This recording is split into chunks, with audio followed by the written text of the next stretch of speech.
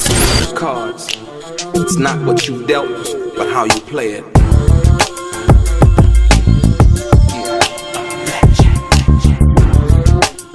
To play each situation correctly. I remember they used to laugh at a brother. Have you seen Dr. Dre since all of this stuff has mellowed out? I seen Bruce. I seen his assistant. I still see his brother. You know, I still fuck with Warren. I talked to Warren the other day, and he got another brother named Tim that I still fuck with. You know, yeah, but I know Tim. Tim used to be down at the studio. Yeah. so you know, I still kick it with his people, Right. and I'm sure he ain't tripping. You know, come on. Yeah, nah, absolutely not. No, I'm just saying. I just wonder if you've seen him, you know, since then, you know, ran into him or whatever. So, but I'm sure if or when I see him, it'll be love, bro. He ain't tripping on no shit like that. He ain't a, you know what I mean? He ain't right. that. He ain't gonna be like fuck that nigga. You know what I mean? He ain't on that. You know. Yeah. I mean, at this particular point, you know, in his life, you know, he just went through the little health thing. I'm sure, you know, he, like you say, he ain't really on that, and he's just trying to basically live his life. You know what I mean? At this particular point, make good music. I heard that him and Snoop and them working on a new album. You know what I mean? I don't, huh? That'd be dope. Huh? Yeah. Dad said that that they working on a new album. So I was like, yo, that definitely. So my question, if Dre asks you to come back, man, and write some shit for him, would you do it? Absolutely. Absolutely. You know, because he the one that put me in the game. You know what I mean? Like I said, it wasn't never no animosity thing. It was a situation where I was already signed to Suge. Dre couldn't pay me. Right. Pay me. Dre wanted me to go behind Suge back and do some shit and maybe get paid. You know what I mean? And he hadn't, you know, he was down financially at that time when he left. He was starting over. You know what I mean? So he couldn't get me out. He couldn't pay me. You know what I mean? Like, and he wanted me to go behind this nigga back. You know what I mean? And on top of that, he a hot and cold nigga. Niggas don't stay around him. You know what I mean? Like he, you know, when he done with you, he done with you. You know what I mean? Like, so, absolutely. You know, I can count on one hand the niggas that's still around here from when I met him. You know? Yeah. It ain't. I like I said, I can see the same thing. It's like, you know, and for whatever reason that is, it is. But like, yeah, you're absolutely right about that. So even the niggas that's still around, they in and out. You know what I mean? Like Doc's still there, but they fell out. You know what I mean? And, right. And you know, so what's to say if I would have did all that and risked all the shit I was risking and went and fucked with him? What's to say he wouldn't have kicked me? He wouldn't have curved me a year later. You know? Yeah, that's true. I mean, because you wasn't signed to him, and you was doing the ghostwriting thing, and like I said, you wanted your publishing. And what I like about the this record, been there, done what, is you did keep it factual about what was going on with you and your situation with him from that perspective. And then, like I said, if anybody was trying to listen, you know, to the message in it, you know, it was get your paperwork right, make sure your business is handled, and so on and so forth. So, like I said, that was a dope record. I thought that was like, wow, conceptual wise, you know what I mean? That was crazy. So was that your idea or was that Suge's idea? No, that was Suge's idea because at that point he was parodying everything. Because if you remember, No Diggity, then they did Toss It Up, right? And they did. Then Top Dog did. I mean, Snoop did Cinderfella. Then they did Top Dog Cinderfella. You know what I mean? So they okay. See, I didn't catch that. I caught the other two that you're talking about. You know, from Been There, Done That, and then the Tupac record, but not the Cinderfella joint. I didn't catch that. Oh, Been There, Done That, right? And so he was like, "You should do Who Been There, Who Done That, because you did it." You know what I mean? Absolutely. I was like, "But that's biting though." And my, so I was on some MC shit. So right. But that's biting though. And then he was like, "Well, how's it biting if you wrote that shit too? You biting yourself? Like, you know, so that Right, nigga had, right. you know what I mean? So I was like, fuck, I guess you can't bite yourself. You know what I mean? So that's how that went down. So yeah, and like I said, getting into that, the situation with Sam Snead when they had assaulted him. Was you there for that? Oh hell no. I told him not to go to it. But Oh, Snead, bro, he wasn't running and he was getting, you know, I had just got into it up there at Can-Am, so I wasn't going back over there. so that you talking about the situation involving with Napoleon them that you had just got into, and so you told, for the people that might not know and be aware, that you told Sam Snead not to go where. To Can-Am. Oh, so it happened at Can-Am. So, you know, I told him not to go. He might not remember, but I told him, like, don't, hey, bro. I won't tell him. I told him, tell him I'm out of town if they ask where I'm at, because I ain't going back up in that motherfucker ever. You know. Wow.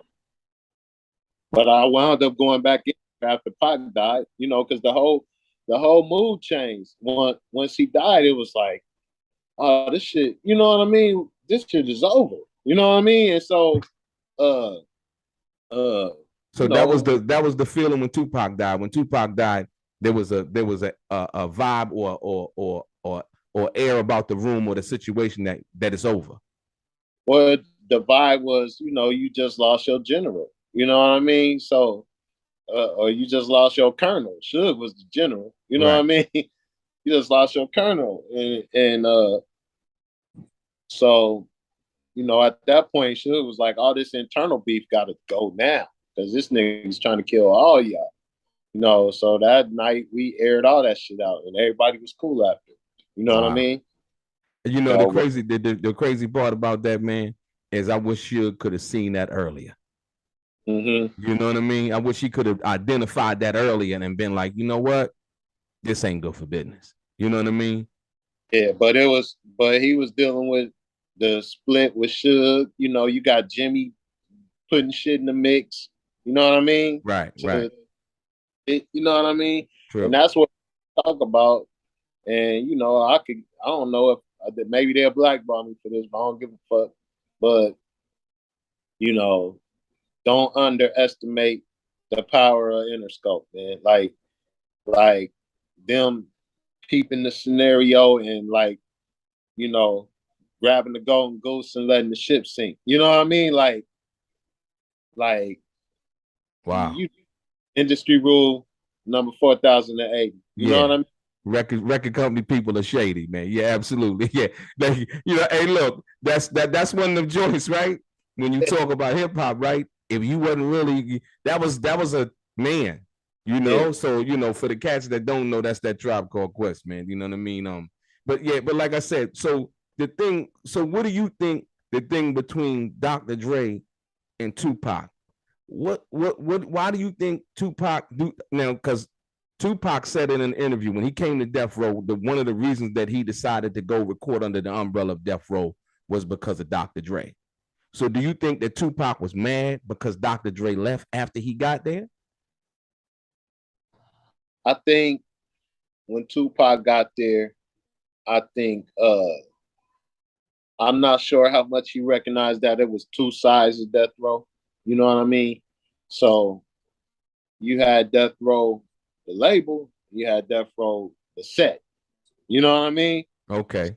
Now explain that to the people that don't know. You know what I mean? Like, because there's a lot of people that's gonna watch this, gonna make assumptions about what they think they know. I'm talking to somebody who was actually there to be able to witness those two different parts of it. You had Death Row was the label, which was the rap, you know, the niggas that rap, that make the music, the creatives, you know, and Dr. Dre was, you know, was kind of heading that section. And then you had Death Row the set, which was the security, the homies, you know what I mean? The niggas that rap, but they homies too, you know what I mean? And you had that whole set, you know, so uh you had the muscle side of Death Row, and you had the music side of Death Row. Okay. You know, I think you needed both sides, but that it needed to be a balance. And I think what happened was the muscle side of Death Row started taking over, and it started affecting the creativity. You know what I mean? Because when the whole shit happened between, you know, Puff and Suge, basically, not really Biggie and Pac. You know what I mean? Right, absolutely. The early on situation, right? With Puff and Suge was like, and then let's keep it real, bro. I know you from out that way, but you know, in the beginning, New York was hating. You know what I mean? So Right.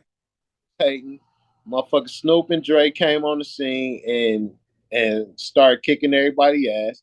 Puff came and started dropping his shit and started rapping for the East. You know what I mean? And you know, somehow the shit happened with the Source Awards and all that. But even beyond that, I think the Jake and Wolf situation is what really set it off. Basically set it off. Yeah. That's what I try to tell people. Like when Pac came, it wasn't that he had to pick up anything because he had his situation with being there. It was just, he just came into you know, something that was already brewing, and it was like, you know, I'm with this, and he rode along with it. You know what I mean? Because he had his own little discrepancies too with the Biggie thing and all of that. So, which wasn't really what that was supposed to be, but yet and still he felt like he could milk that.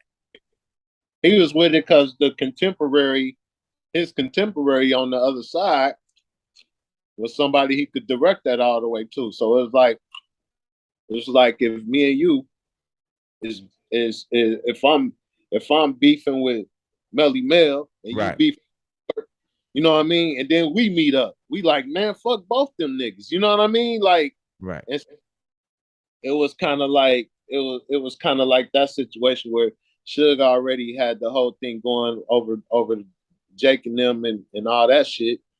And then here come Pac getting shot, and them niggas wouldn't help him out, let him sit in jail. Right.